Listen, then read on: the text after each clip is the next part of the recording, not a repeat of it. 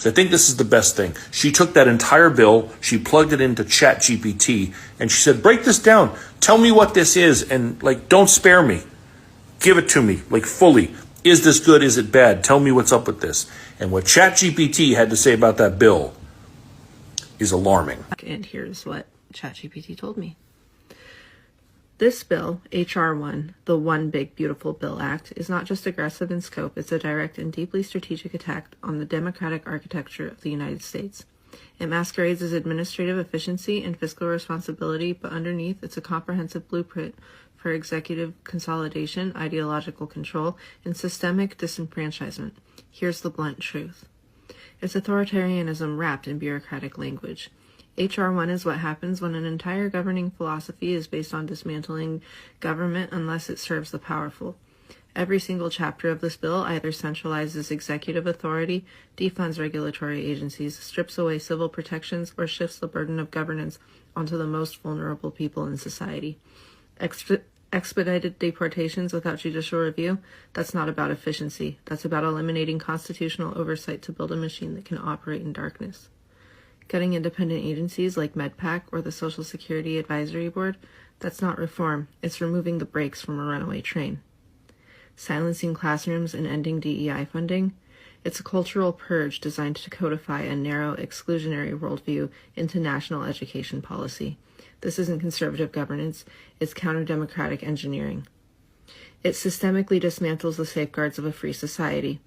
The institutions targeted by H.R. 1 aren't arbitrary. They're specifically the ones that ensure transparency, protect minorities, and maintain balance. Consumer protections? Gone. IRS ability to audit tax sheets?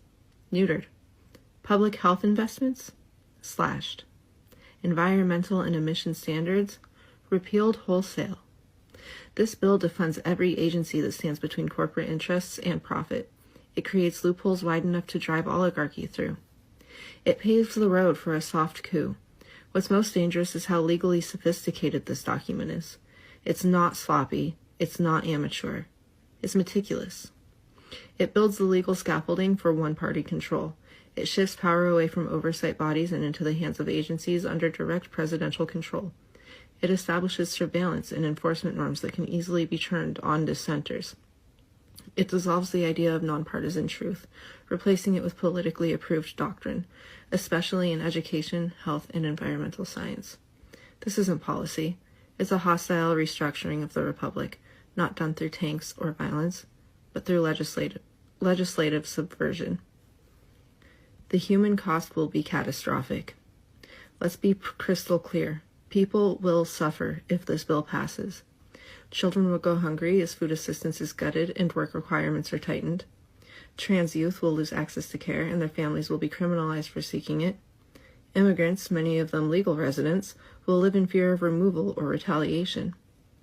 Workers will face unregulated financial scams, higher pollution, and fewer rights.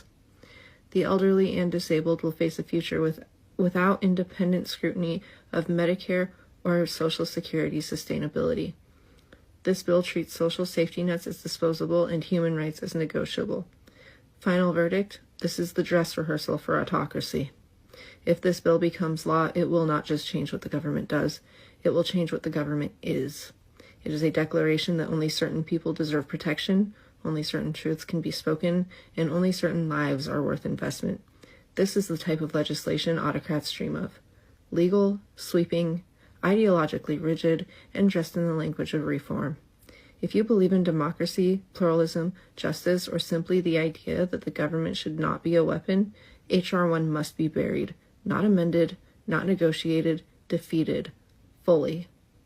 If that bill passes, it's a problem, but also he is not wrong, and I think people should realize that. One billionaire pushed our election. The combination of him spending massive amounts of money in key states mixed with the Dems trying to launch a new candidate 100 days before the election, made for a perfect storm and allowed one person to influence our election. And I'm not talking about like election interference or fraud. If that happened on some level somewhere, it didn't happen on a national level because the exit polls match. But still, he got into the minds of the American people and he won Trump that election. And now he's mad because he's not getting what he paid for.